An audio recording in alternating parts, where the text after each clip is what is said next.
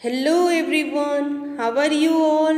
I hope everyone is fine. Welcome to 8th standard chapter first, जो कि हमारा आधा बाकी था, आधा ही हुआ था, जिसमें हमने पत्र के बारे में जाना था, जिसमें हमने 3 पत्र सीखे थे, निमंत्रण पत्र और बधाई पत्र। उसके बाद हमने आश्वासन पत्र, इन तीनों पत्रों का अध्ययन किया था। अब हम हमारे चौथे पत्र पर आते हैं, जो कि अनुमति पत्र होता है। वो कैसे लिखा जाता है? हमारे पास पूछा गया है कि प्रवास में जाने की अनुमति के लिए पिता को प्रवास में जाने के लिए पत्र लिखा जा रहा है। उसमें उन्होंने अपना एड्रेस डाला है, जीवन भारती छात्रालय, स्टेशन रोड, दाहोद, 29 सितंबर 2011। पूजनीय पिताजी, सादर प्रणाम, आपको मेरा प्रणाम। आपका पत्र मिला, सबकी कुशलता जानकर बड़ी खुशी हुई। आप मेरी जरा भी चिंता ना करें। आपको सूचित करते हुए मुझे खुशी हो रही है कि हमारी कक्षा के सभी विद्यार्थी अगले महीने 17 तारीख को अजंता एलोरा की गुफाएं देखने जाने वाले हैं। अपने पिता को पत्र लिखते हुए वो बोलते हैं कि आपको ये जानकर बहुत खुशी हो रही होगी कि हमारी कक्षा के जो विद्यार्थी हैं वो 17 तारीख को अजंता एलोरा की गुफाओं में जाने वाले हैं। मैं भी उस प्रवास में सम्मिलित होना चाहता हूँ। मैं भी उस प्रवास में सम्मिलित मतलब शामिल होना चाहता हूँ। स्कूल बस की व्यवस्था की गई है। ये प्रवास 3 दिन का रहेगा और 800 रुपये का खर्च आएगा। वो जो भ्रमण करने के लिए जाते हैं ना, उसे बोलते प्रवास, जो कि उसके लिए उनको जाना है। और वो बोल रहे हैं कि मैं भी इसमें सम्मिलित मतलब शामिल होना चाहता हूँ। स्कूल बस की व्यवस्था की गई है और जो इसका पूरा खर्चा वो 800 रुपये आएगा। इस प्रवास में बहुत से दर्शनीय स्थल देखने को मिलेंगे, जो कि बहुत दर्शनीय मतलब देखने लायक हैं, वो देखने को मिलेंगे। मेरे सभी साथी मनीष, साहिल, श्रेया, जाकिर, वहीदा, गुरमीत और डेविड भी इस प्रवास में जाने वाले हैं और उसके जो सारे साथी हैं वो भी उसमें जाने वाले हैं। मैं भी इस प्रवास में शामिल होना चाहता हूँ। आप पत्र द्वारा इस प्रवास के लिए मुझे अनुमति देने और 800 रुपये मनी ऑर्डर से भेजने की कृपा करें। पूजनीय माताजी को सादर प्रणाम, सोनल को प्यार। वो अपने पापा को सूचित करते हुए प्रवास के लिए कि जो कि उसके स्कूल के सभी उसके दोस्त जाने वाले हैं और कितना खर्चा आता है, वो इस प्रवास पत्र में लिखते हुए अपने पापा को पत्र लिखते हैं और कहते हैं कि मुझे 800 रुपये जो उसकी फ़ीस होगी उसे मनी ऑर्डर के द्वारा भेजें और मेरी माता को और मेरी बहन को मेरा प्यार कहना। आपका आज्ञाकारी पुत्र रमेश। ये हमारा प्रवास पत्र हो गया है। अनुमति मतलब इजाज़त लेने वाला पत्र। अब हम आते हैं प्रार्थना पत्र। हम अगर किसी को प्रार्थना मतलब रिक्वेस्ट करने वाली जो पत्र लिखते हैं, वो है छुट्टी के लिए प्रधान अध्यापक को पत्र। अब हम स्कूल में हैं तो हम सबको कभी ऐसा मौका होता ही है कि किसी की शादी है, कहीं जाना है, तो हमें छुट्टी लेनी ही पड़ती है। तो उसके लिए हमें प्रिंसिपल को मतलब प्रधान अध्यापक को कैसे पत्र लिखना है उसके बारे में ये बताया गया है। इसमें दिखाया गया है कि देसाई फलिया भावनगर देसाई फलिया 23 फरवरी 2011 सेवा में। सबसे पहले हमें क्या लिखना है? सेवा में श्री आचार्य महोदय, मतलब जो वहाँ के आचार्य महोदय, या आप यहाँ पर प्रधान अध्यापक महोदय या प्रिंसिपल महोदय आप कुछ भी लिख सकते हो। सेवा में श्री आचार्य महोदय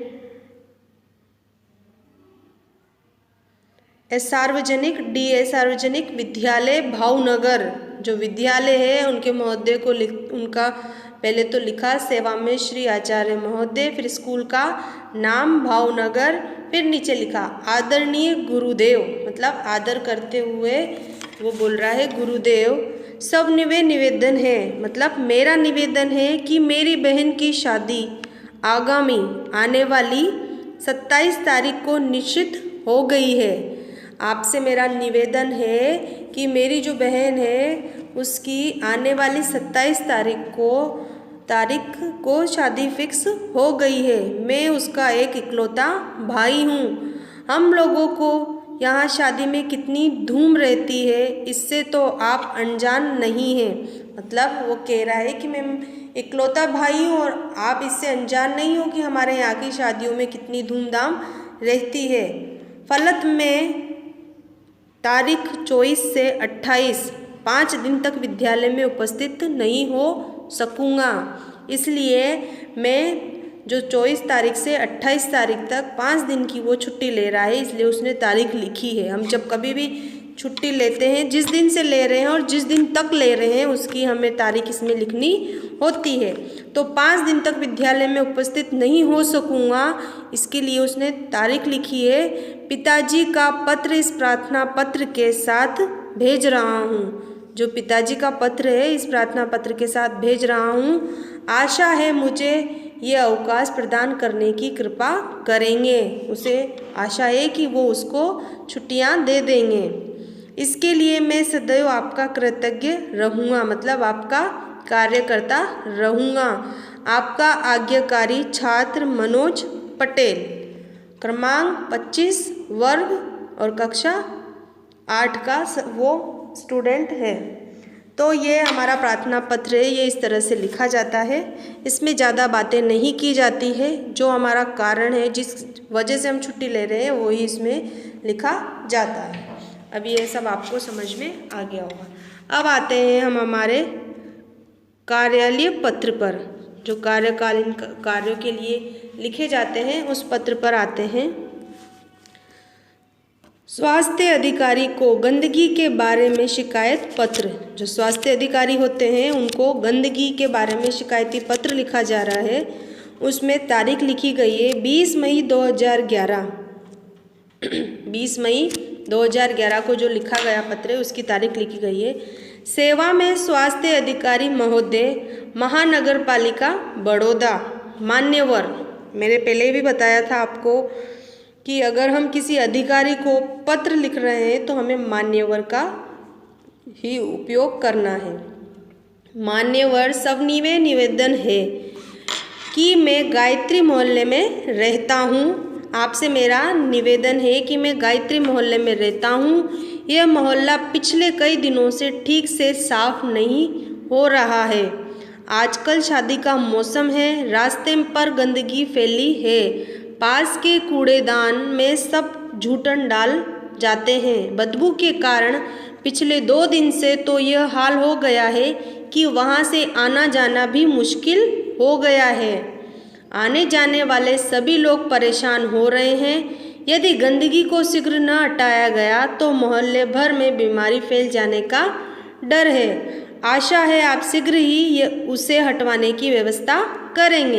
अब ये पत्र अधिकारी को लिखा जा रहा है और उसमें उनके मोहल्ले में जो शादी की वजह से गंदगी फैल रही है, जो कूड़ेदान में सब कूड़ा डाल के जा रहे हैं, इसलिए बदबू और बीमारी के कारण ये अधिकारी को पत्र लिखा गया है और उनको आशा है कि वो उसे वहाँ से हटवाने की व्यवस्था करेंगे। आपका विनम्र सेवक सुरेश भाई परमार, गायत्री मोहल्ला बड़ौदा। तो ये है हमारा कार्यकाली पत्र, ये इस तरह से लिखा जाता है।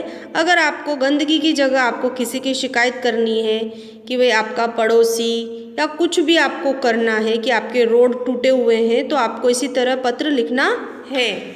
अब आते हैं हम हमारे व्यावसायिक पत्र पर, जो कि व्यापारिक पत्र होते हैं। उस पर पुस्तकें भेजने के लिए पुस्तक विक्रेता को पत्र किस प्रकार लिखते हैं कि पुस्तक भेजने के लिए पुस्तक बेचने वाले को कैसे पत्र लिखना है उसके बारे में। तारीख सबसे पहले आएगी 10 जुलाई 2011। सेवा में व्यवस्थापक, सेवा में व्यवस्थापक श्री गजानन पुस्तकालय सुभाष रोड वलसाड़ महोदय। मतलब इसमें पहले व्यवस्थापक श्री गजानन पुस्तकालय जो कि उनका पुस्तकालय का नाम है वो उसमें लिखा है। महोदय, मुझे पुस्तकों की आवश्यकता है, उन्हें आप डाक से भेजने की कृपा करें। उन्हें जिन पुस्तकों की आवश्यकता है उनके उन्होंने नाम लिखे हैं। नन्हा कोश श्री रतिलाल नायक जिनके लेखक हैं। नालंदा विशाल शब्द सागर श्री नवल जी जिसके लेखक हैं। बृहद हिंदी शब्दकोश डॉक्टर श्याम बहादुर वर्मा, डॉक्टर धर्मेंद्र शर्मा। साहित्यक मुहावरा लोकोक्ति कोश हरिवंश राय शर्मा जो कि के मतलब बुक्स के साथ साथ उन्होंने उनके राइटर का नाम भी लिखा है।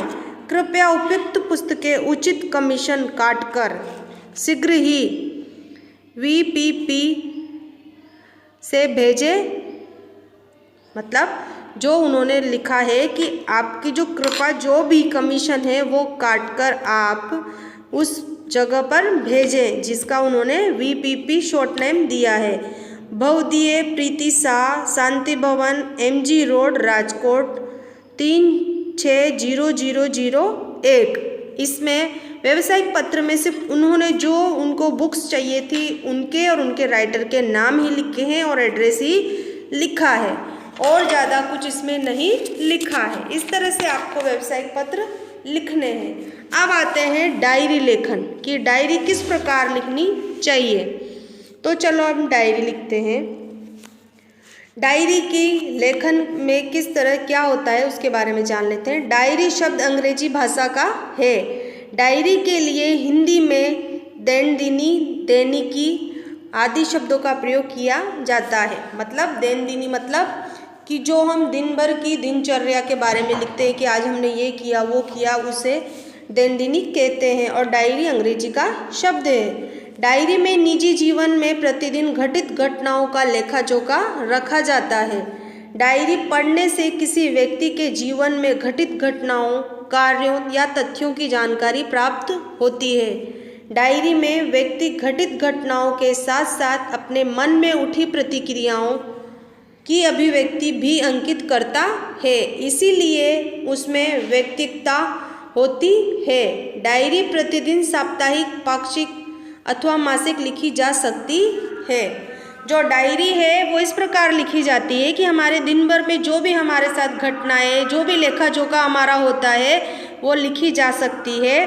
और जो हमारी घटनाओं, कार्य, तथ्यों की जानकारी अगर हम देखें कि हमने उस दिन क्या हुआ था, अगर हम लिखते हैं तो हम उसमें देख सकते हैं।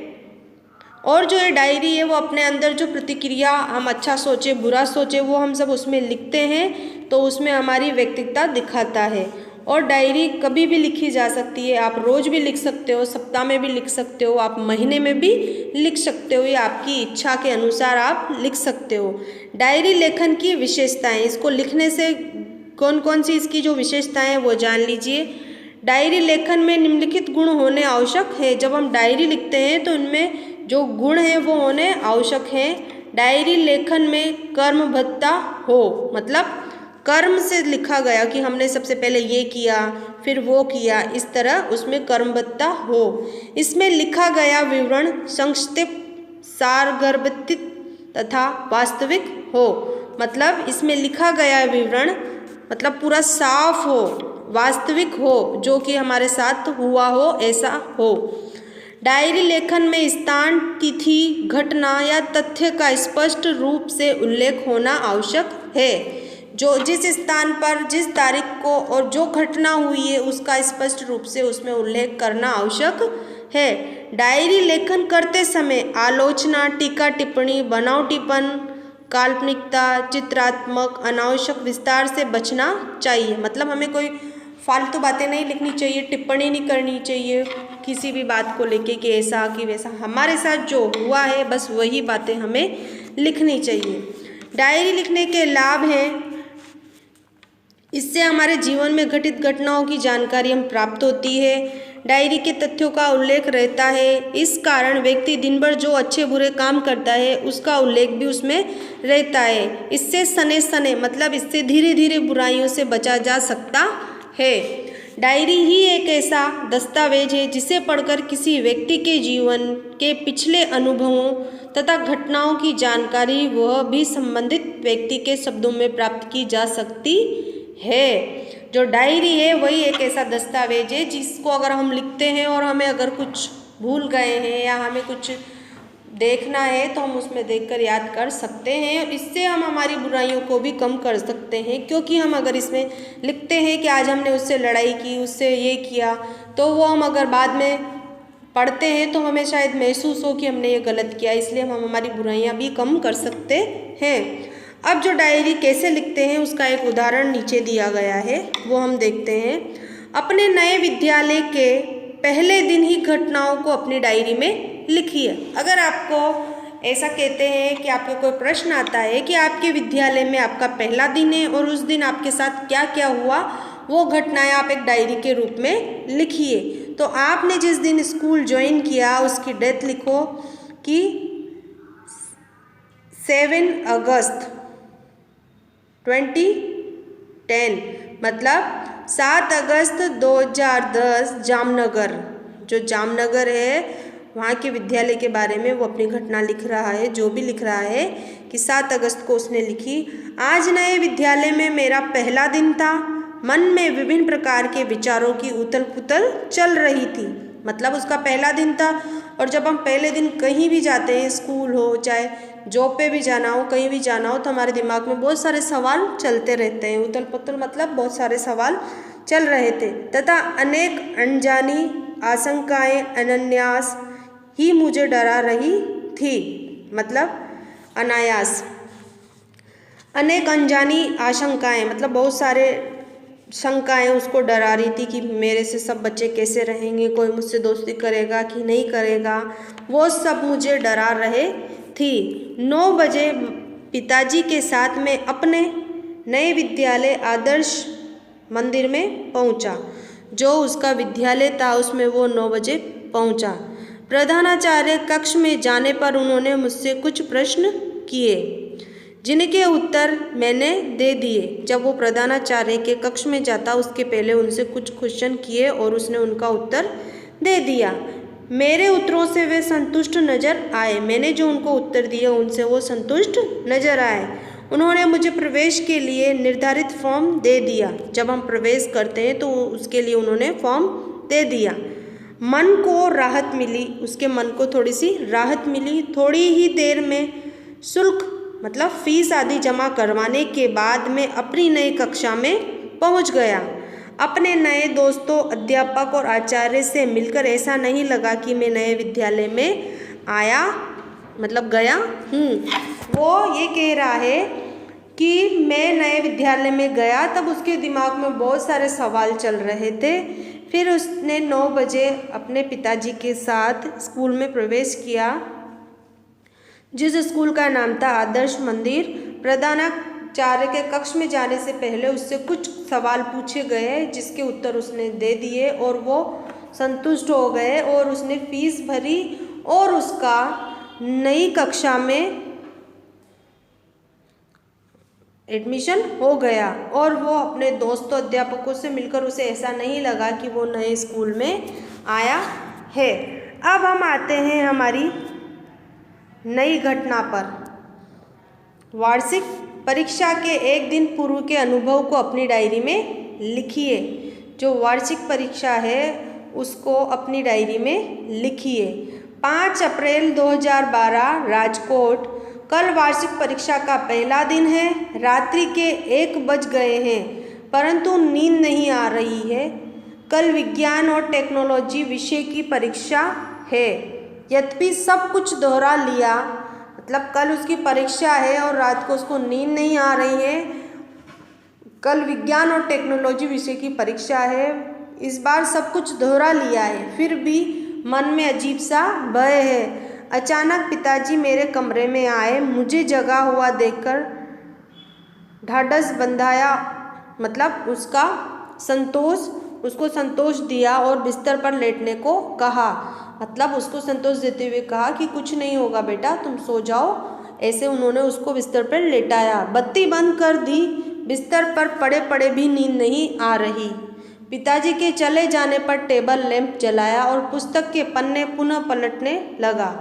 थोड़ी देर में थककर बिस्तर पर पुनः लेट गया और न जाने कब नींद आ गई। इस तरह से हमने वार्षिक परीक्षा का एक दिन पूर्व हमारे साथ क्या घटना हुई उसके बारे में डायरी के रूप में हमने लिखा है। अब हमारा ये चैप्टर यहीं समाप्त होता है, जिसमें हमने पत्र कितने प्रकार के होते हैं, कैसे लिखते हैं, उस सब के बारे में अध्ययन किया है। डायरी कैसे लिखते हैं वो भी हमने इसमें अध्ययन किया है। आप सबको ये सब घर पर घर पर लिखकर देखना है, समझना है। अब हम नेक्स्ट क्लास में मिलते हैं। आई होप आप सबको ये सब अच्छे समझ में आया होगा। Thank you so much. Have a nice day.